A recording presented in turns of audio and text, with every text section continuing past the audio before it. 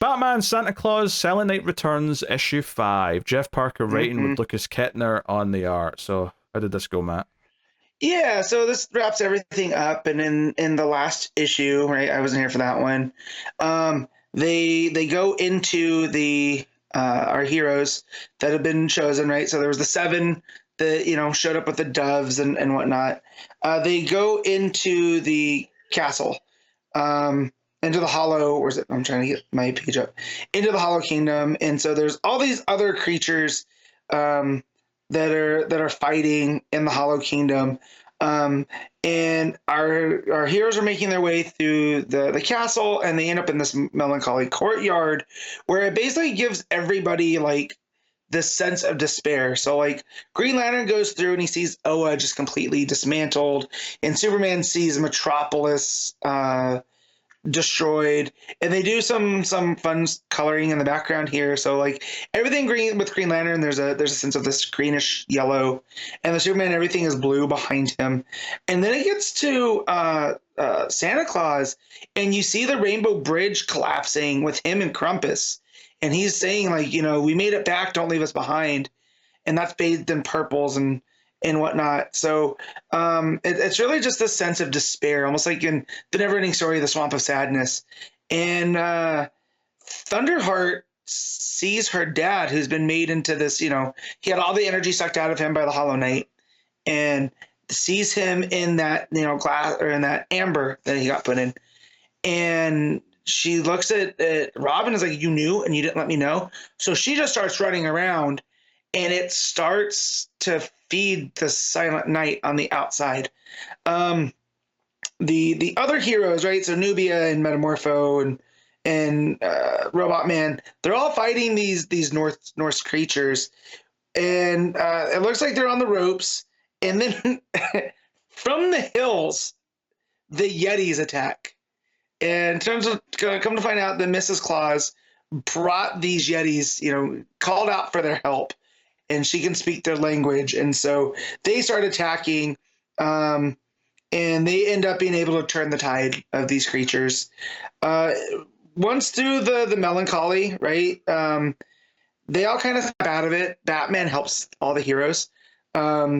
And they get through, and they get to like this courtyard where there's this spring. And Zatanna and Santa Claus realize that the Fae essentially, they like to play tricks with humans. They're almost like the 5th dimensional imps. And so everything here comes with a cost, but you don't exactly realize that. So like there's, Thunderheart's thirsty, but you can't eat or anything, or you can't eat or drink anything in the Feylands. And so this, this flower comes out of this lagoon, or this, oasis, and tries to, force Thunderheart to drink. So Santa saves her from that. And there's a disembodied voice that's, is like, well, water was requested, water was refused, your decorum is unneeded. And this gigantic frog statue comes out and essentially is like, you have to answer these riddles. And Zatanna explains that the fairies, one of their symbols were frogs for whatever reason, that when the fairies would come to Earth, they were captivated by frogs. And it leaves them with a riddle. And that riddle is, what is in the box? And as they're trying to figure, Paltrow. Yeah, right? At least part of her.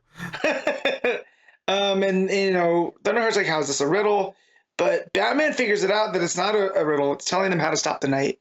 Is that essentially the suit of armor that was given to the knight, to Brian, the Hawk of Camelot, it was meant to be a gift, and it drove him crazy. And all they need to do is get the Silent Knight back into the castle. So that becomes their mission. On the outside of the castle, with the help of the Yetis, and they're able to start beating back the giants. And Mary Marvel picks up Etrigan and essentially turns him into a flamethrower, right? And starts taking him around, and him spitting hellfire.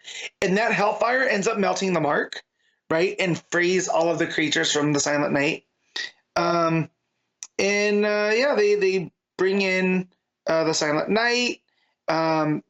They they're able to conjure through Etrigan his form of Jason Blood, because he knew, right? Jason Blood knew Sir Brian that to come down and fight him, except that the armor and the shield is metamorpho.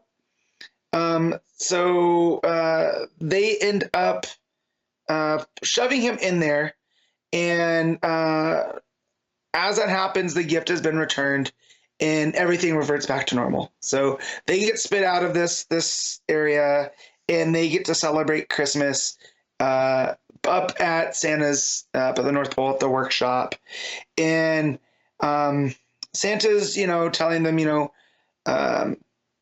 you guys deserve gifts, and so he gives Batman like a bunch of drones that are shaped like bats, and he gives Superman a train watch, which just looks like a little pocket watch.